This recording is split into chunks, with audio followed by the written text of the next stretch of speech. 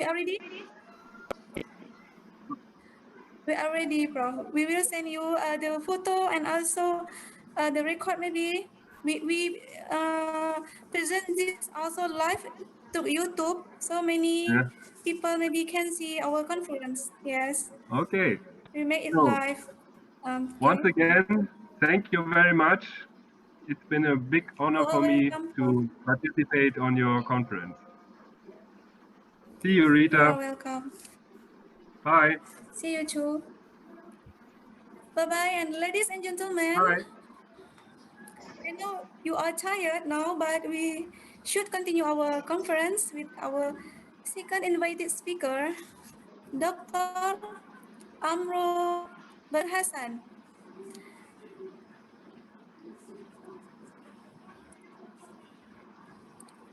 And first,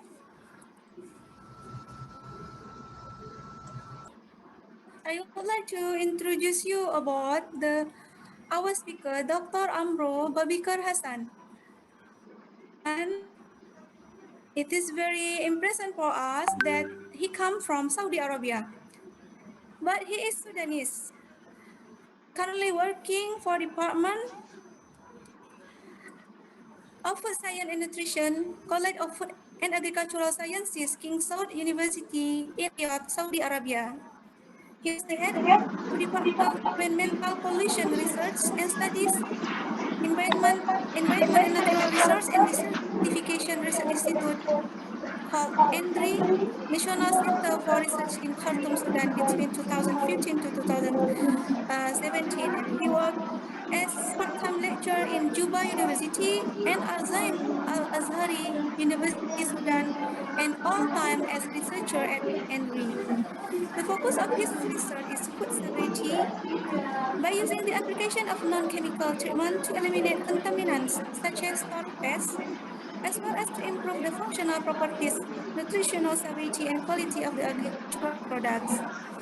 And as additional information, he is German alumni, and between 2017 to 2018, he took a postdoc fellow research in food stability at Bern University, Switzerland. So he has a lot of experience to share with us. And now we will invite him to present uh, with the title Electromagnetic Energy in Food Technology Principle and Application. So Dr. Hassan, the microphone is yours. Please. Thank you, Rita, Dr. Rita. And did you hear me? Do you hear me now? Is it okay? Yes. Yeah. It's clear. Okay, thank you so much. And thank you. Before we start, I would like to thank the coordinator of this conference to invite me one of the key speakers. And yes, and I think I do have to share my screen first. Okay.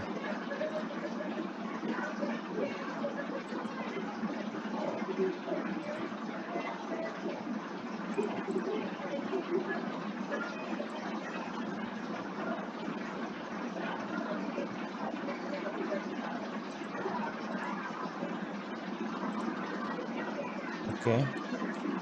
Uh, Previously, we heard to Mr. Wegner or Professor Wegner that about working in robot in the pre-harvest technology of agriculture. But now we will turn to the other part of technology, but in the field of post-harvest technology.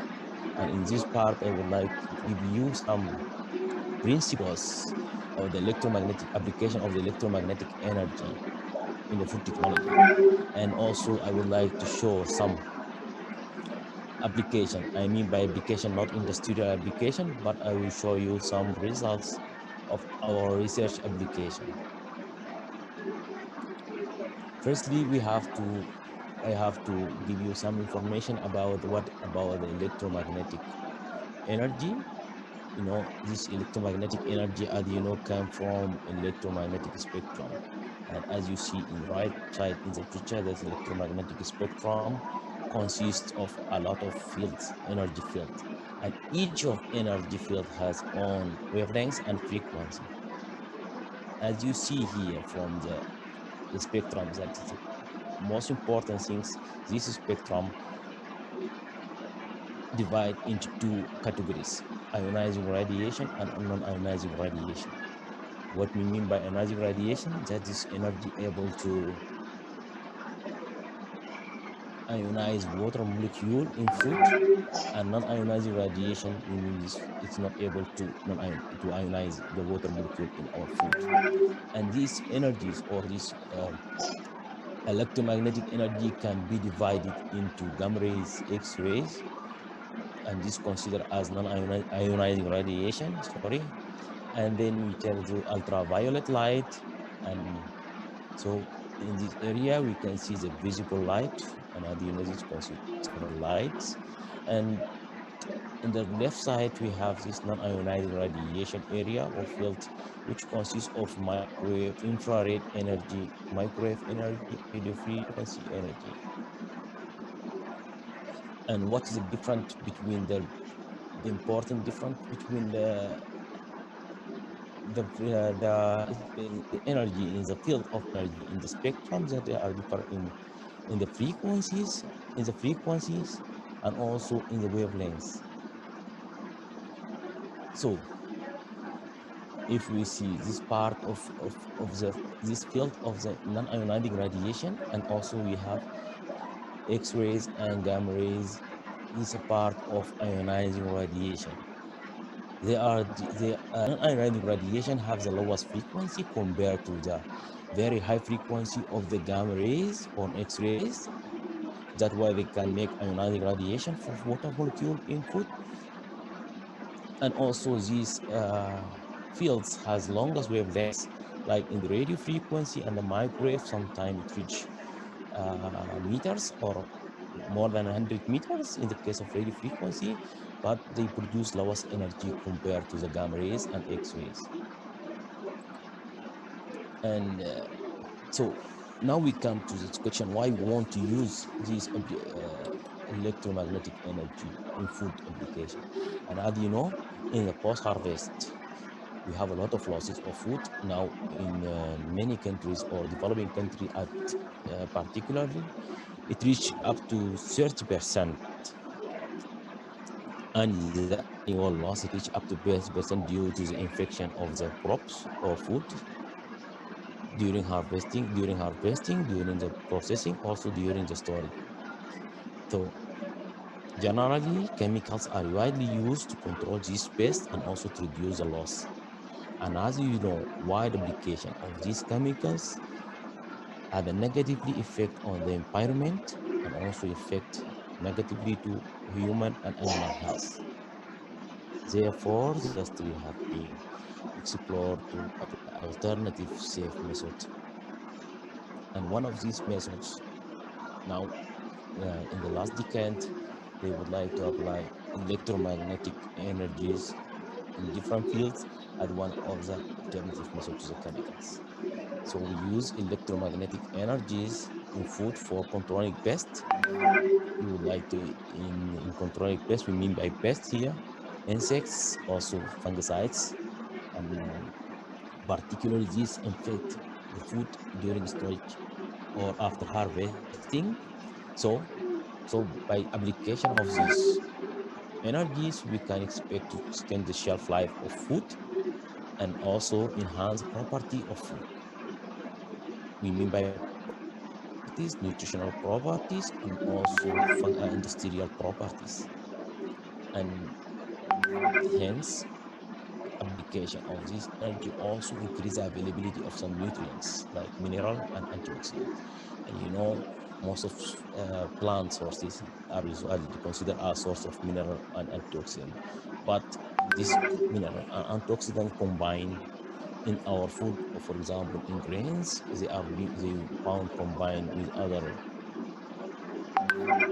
other components that make it not available for digestion system.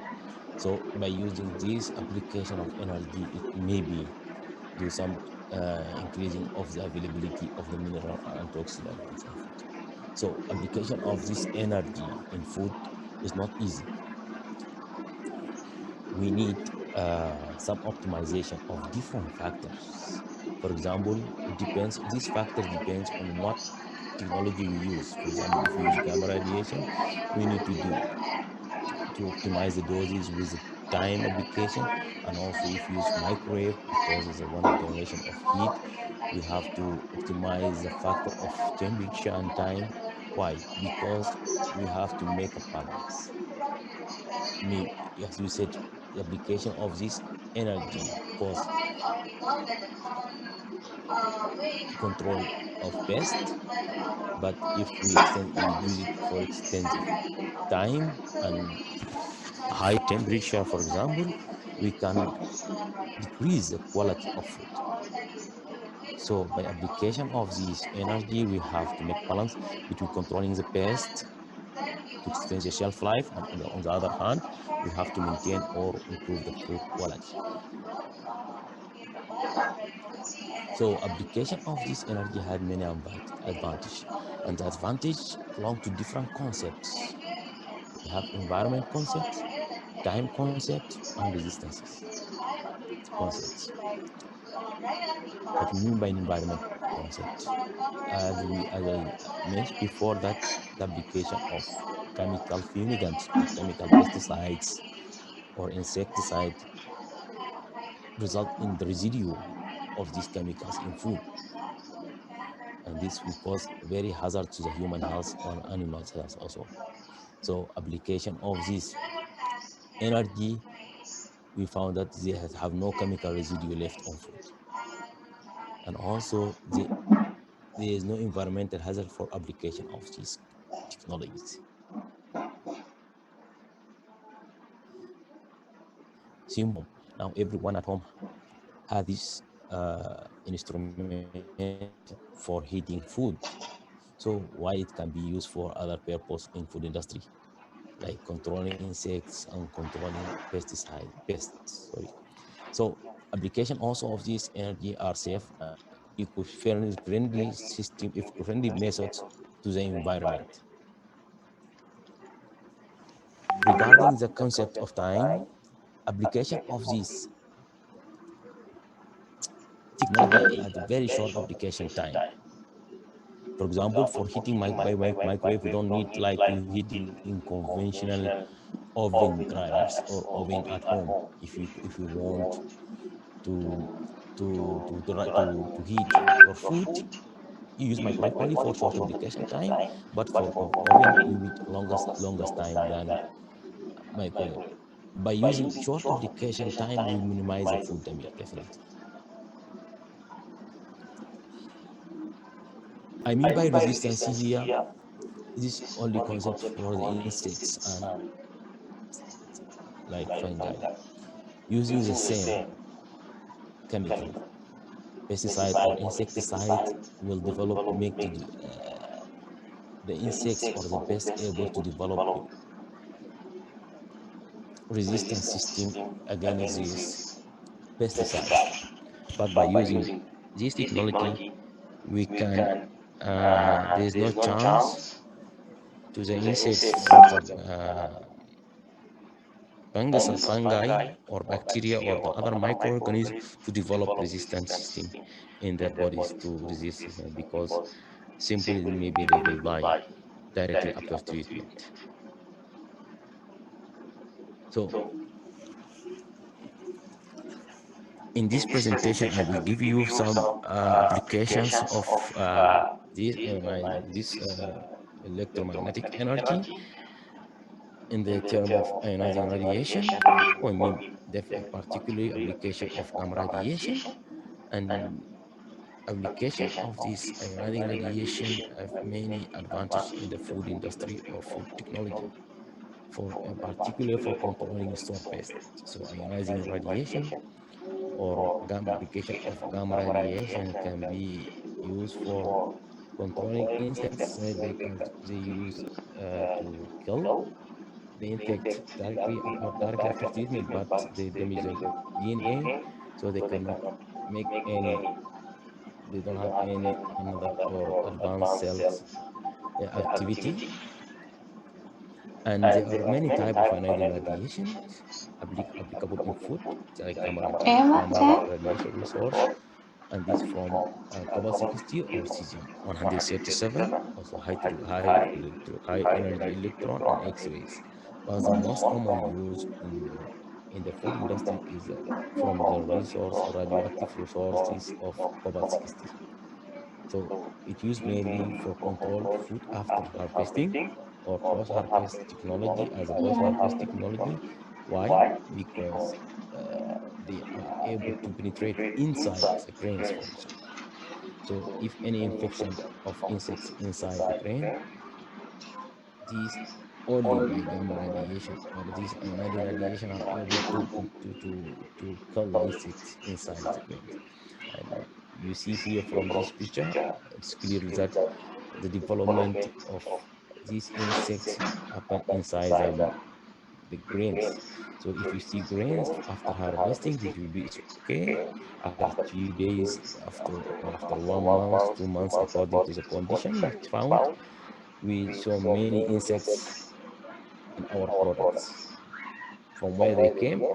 When you store them in a very good condition, in a very good in an isolated area, they came from the field because they are infested with a egg, and they develop to larva, pupa, and then produce adults. So by treat these grains with a gamma, because gamma has an ability to penetrate inside, it's able to kill all these live stage of insects. And this can be one of advantage of application of these electromagnetic energies. So application of this energy we have when we apply this, we have to measure the first time the dose. And the dose, we know measuring the irradiation dose is known as the dosimetry. So the dose is measured by kilogray, and 1 kilogray equal 1,000 grays. So according to these doses, application of food industry or food technology has been divided into three categories. The first one is a low dose application. It's up to 1 kilogray. And this used for many purposes for controlling insects. We don't need for controlling insects more than 1 kilogray of maturation. So in this technology, in the inhibition of maturation, it means that we can stop any enzyme work after harvesting, for example, to keep the physiological the physiology of plant longer, and also inhibition sprouting. And you know that in the humid area, like the tropic area, if you harvest grain and store them in the very humid area, so they are able to germinate. So by application of low doses of gamma radiation, so we can inhibit this sprouting. The second one is a medium dose application. It's from 1 kilogray to 10 kilogray, and this mainly to extend the shelf life of food. I mean by food here, mean grains, legumes, and also spices. So we can extend the shelf life. We cannot it can it can increase the resistance to if as I mentioned before, if we treat the grains before storing, so we can uh, kill all the developing stage inside the grain, so we can extend the shelf. No other adults will develop, so it need will increase the shelf life of grains, and also reduce the microorganism level of food or crops. Thirdly, we have high dose application. It's above 10 kilogray, and this mainly to sterilize some canned foods. And also we can sometimes some spices we need to application more than 10 kilogray, but not more than 20 kilogray.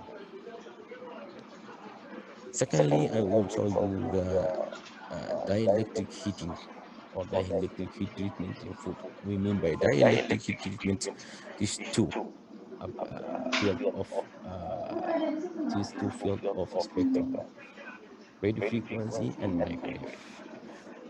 Also, radio frequency and microwave known as non-ionizing radiation. So they are not able to ionize the water molecule in food. Although they have these character, the same character, but they are different mainly in their frequencies. So we found microwave is a higher frequency than radio frequency. On the other hand, the wavelengths of microwave is shorter than wavelengths in radio frequency. Although microwave and radio frequency have different bands of frequencies, only few frequencies are allowed to use in industrial, scientific, and medical purposes or application. In the radio frequency, we have only these 13.56 megahertz, 27.12, and 40.68 megahertz allowed to apply in food industry.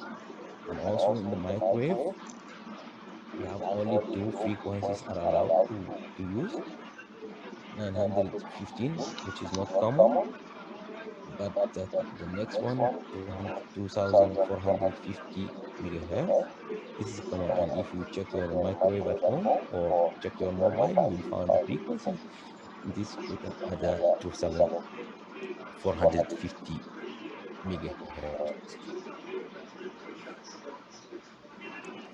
Also, microwave radio frequency are differ from for a very important things, that is the wavelengths, the wave of the microwave and the wave of the radio frequency are differ in their variability.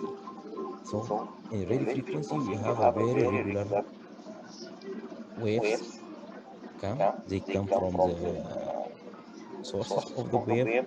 So in the radio frequency, we found very uniform heat distribution in our product. However, in the microwave, we have this irregular shape of the waves inside the cavity of the microwave. That's why we need to rotate the product during the microwave treatment. And now you can see that at your domestic microwave, it has to be rotated for at least 6 RPM.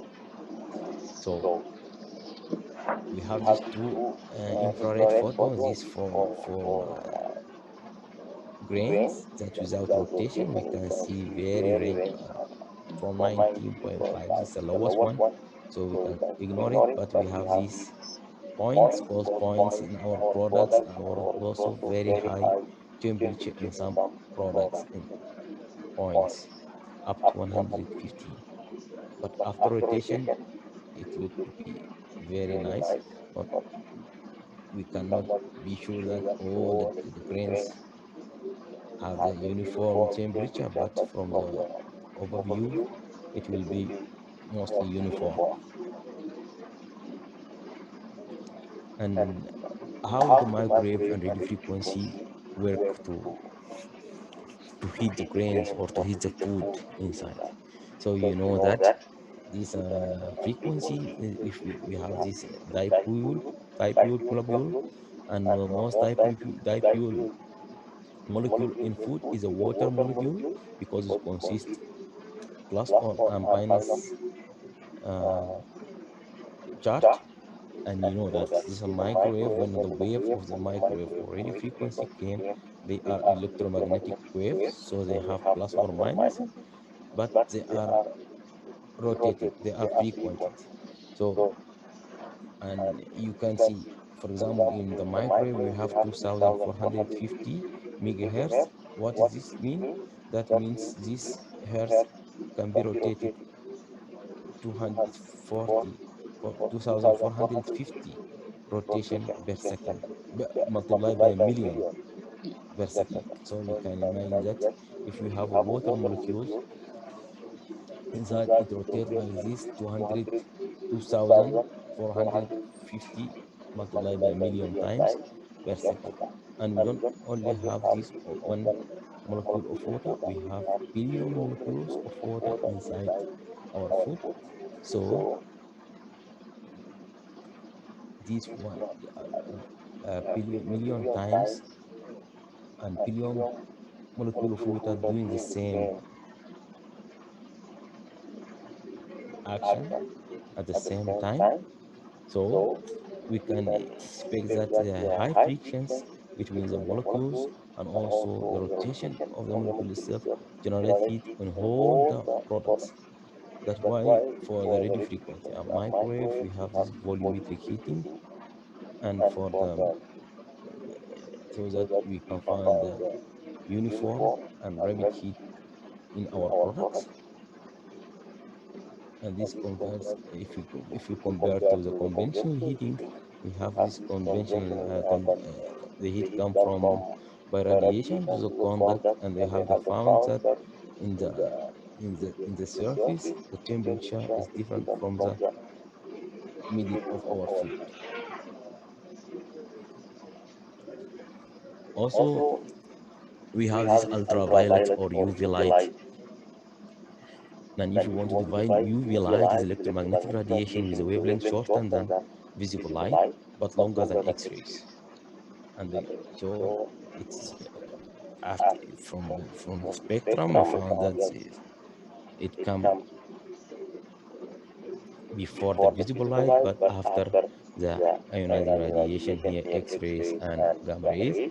So it has a longest wavelength but lowest frequency than X-ray and gamma rays.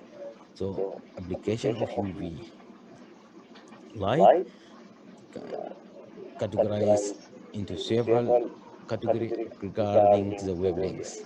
We have UVA with a wavelength 315 to 400 nanometer, and this use only this can harm human skins, and also used for processing of tannin.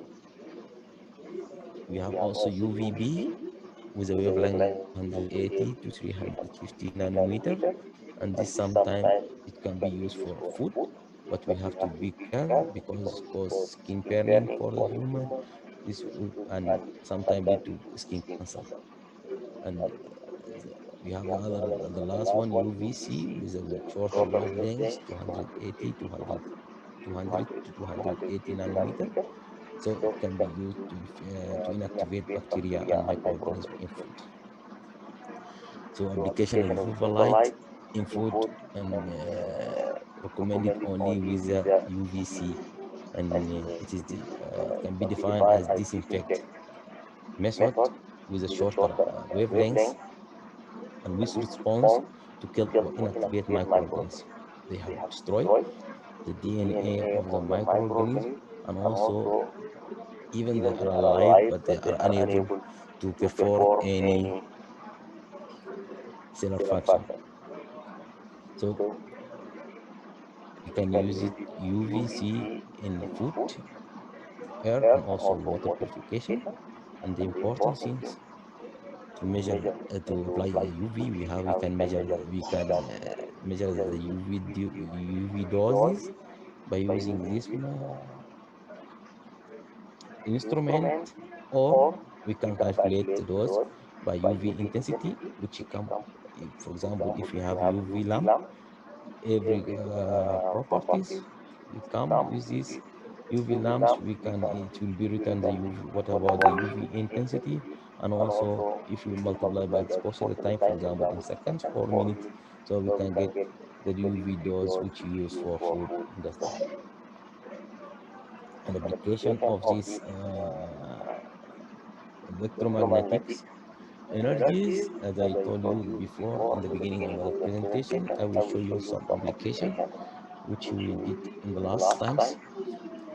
We apply these energies for cereals, for different part of cereal, for corn, millet, and sorghum, oil seeds, sesame, and peanut, and also for legumes, white bean and fava bean, and also spices. And as Dr. Rita introduced me that I came from Sudan, from the tropical, and use all the for the tropical part, but also use the spices. So we check this. We use this for application for food to increase the storability. This gamma, microwave, radio frequency, and UV to increase the storability in terms of increasing the controlling the pest, enhance the germination quality of food, and also inhibition of some enzymes. Also, we use it for nutritional value to increase the nutritional value like protein content, increasing the antioxidant in food, and also for the functionality and availability of some minerals and protein. In this time, I will show you application of this energy in spices. So firstly, I will show our application on gamma radiation in spices. We use it against dried hot pepper, vanilla, and cinnamon. And our objective mainly to decrease the microbial load of these fungi, these spices, and also to enhance the phenolic, flavonoid, and antioxidant capacity of these spices. And we depend on two hypotheses that gamma radiation can uh, damage the DNA molecules of the microorganism, and also they are able to break some chemical bonds of the polyphenols, so it become more soluble and increase the content of phenolic compound of the spices and increase the antioxidant capacity of the spices. So we apply spices in this radiation unit with the cobalt 60 sources, and at that time the dose rate of this device is to 25 gray per minute. And so we apply different doses of gamma radiation, 2.5 kilogray and 215 kilogray to these three type of spices. And we found that this gamma radiation can control the bacteria and fungi growth in all spices we use. So we need up to, I will use, as you tell you, we use up to 15 kilogray, but we found that by increasing the gamma dose, the mortality of the fungal growth or the bacteria will increase, sorry, and also increasing the dose increase the phenolic and antioxidant compound. But if we use the dose up to 7.5 kilogray, so some of these phenolic like flavonoids in the spices start to decrease. But we found that we have very high variability between the applications, technology, and the parameter we measure in the spices. Secondly, we use also microwave for decontaminated spices, the same spices, hot pepper, fennel, and cinnamon. So with the same objective to decrease the microbial load and also to enhance antioxidant capacity of these spices. And we depend that microwave will generate beside its energy produced by waves, also it generate heat, so it can cause death for the microorganism, and also heating of food or spices maybe do some changes in the matrix structure of the phenolics and antioxidant compound, so it will increase its solubility and become more soluble and more usable for human. And as you know, that's the important things for application of this technology. We have to combine or to make balance between controlling the pest and also to maintain or enhance the nutritive value of food. Therefore, it is very important to control the temperature during the microwave or treatment. So we treat the samples with a microwave power 500 watt, and only two application time, 45 and 90 seconds. So why we use this 500 watt? Maybe we can use 300 watt, but we need longest application time. If we use higher power, for example, more than 500 watt, we need it will increase it rapidly increase the temperature of the products. That's why we concentrate only on 500 watt with only this short application time. And the temperature of the spices measured directly after treatment by using infrared thermometer in different points, and we get these points. For example, if you see here at 45 seconds, we have a temperature of the product around 50. This is surface temperature, and we've applied more than 45 seconds. For example, 9 seconds, the same time temperature will rise to 60 and 70 degrees centigrade. And what we found that application of the microwave energy or microwave heating for 45 and 90 seconds very efficient to control the bacteria and fungi growth in the products. And also we found that the shorter application time, 45 seconds, increase the total phenolic, total flavonoid, and also antioxidant capacity. However, at 90 degree at 90 seconds application of microwave at 90 seconds or more than 45 seconds, with its the content of the phenolic compound and flavonoid start to decrease. But at 45 degrees so it will be okay. We can, so maybe we can use it as optimal condition, 45 seconds at 500 watt for application in these spices uh, with a microwave heating. But we have to be very efficient or to choose, because if you use, for example, other spices, we need different conditions.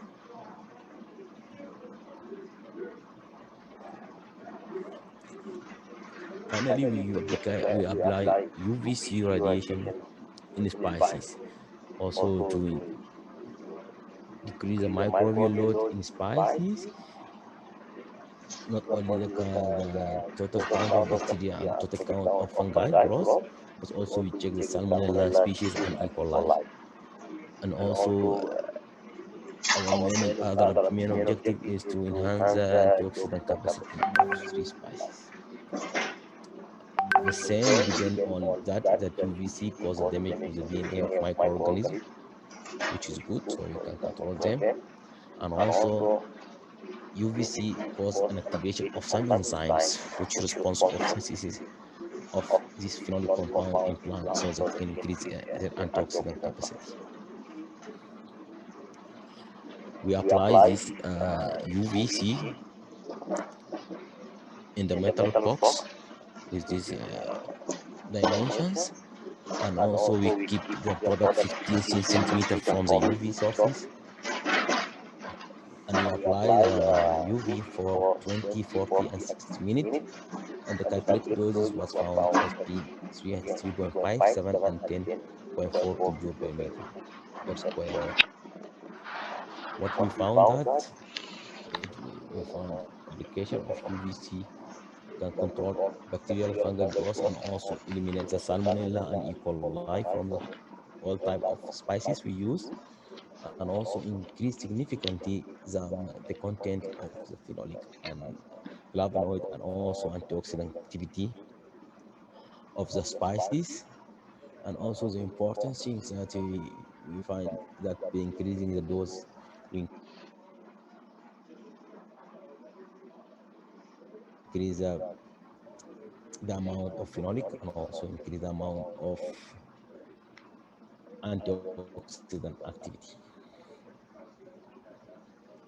So from these results, we can conclude that the gamma radiation dose less than 10 kilogray, it could be possible to reduce the microbial load, the bacterial load, and also fungi load in the spices without any major effect of antioxidant of some of the studied spices. Regarding to the microwave is a power 500 watt with a short application time, reduce the microbial load, and also maintain the antioxidant capacity. Similarly, by application of UVC treatment could be useful to enhance the nutrition value and also can prevent microbial growth in spices. So we can conclude that this treatment can play a positive role in the effective preservative alternative methods in food industry. And we are now continue to do some another not application of this, but we use it after we have to check the shelf life of spices, and this is of spices after treatment with these electromagnetic energies, but it are still under studying. We don't get the result yet. And also I would like to thank you for You are welcome, Dr. Hassan. Thank you very much for your bright idea in your presentation. Yeah, it is the result of your long time research work. So we just can learn about it in 1 hour. And thank you for your 35-minute presentation. Actually, we want to listen, but the time is very limited. Okay, and you know that we have also some question for you. But what is your opinion? Is it okay if I send the question and then you give the feedback by writing, and then I can give the feedback to the participants? okay. Mm-hmm. Uh, you see, where is it?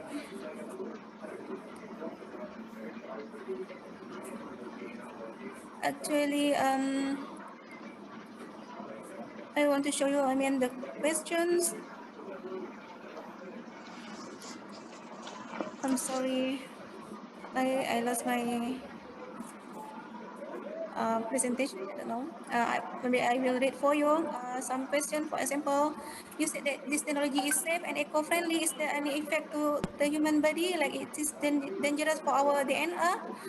And how expensive this technology? How we can calculate the benefit of using this? So it is okay to put high infestation at the beginning, for example. And what is your recommendation, doctor, to use microwave or radio frequency? And can we apply this technology in continuous process? By meaning of useful for industry. I will send you the question. Then I want to say thank you very much for this presentation far away from Saudi Arabia. And all of us love to go there to Saudi Arabia. And now I want to give the microphone to our MC. So please be patient for some more minutes, Dr. Hassan. Please, Mr. Juzaili Ridwan and Miss Anna Misko.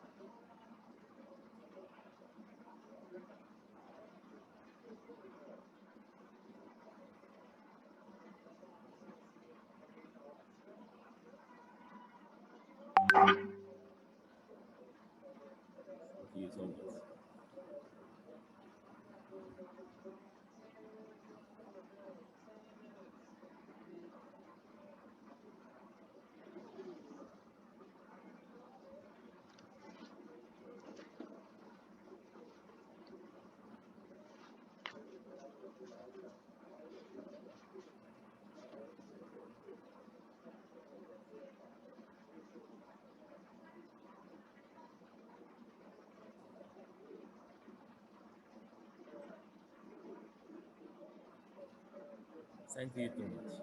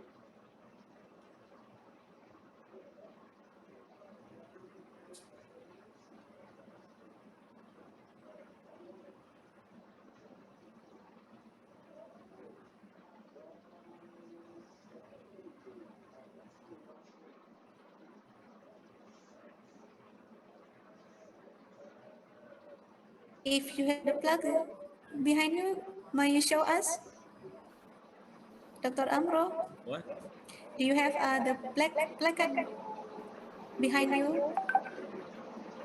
Yeah, it's not clear or what? Maybe you can show us the placard that you received. Okay. So the participant can see that it already arrived. Yes. Thank you very much. Thank you.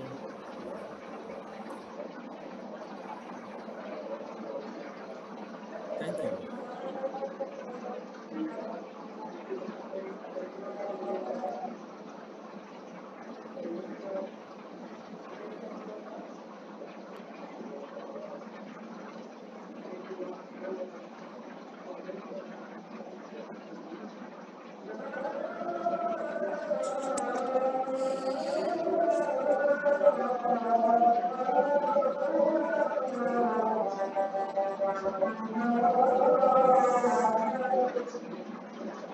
Is my mic masuk?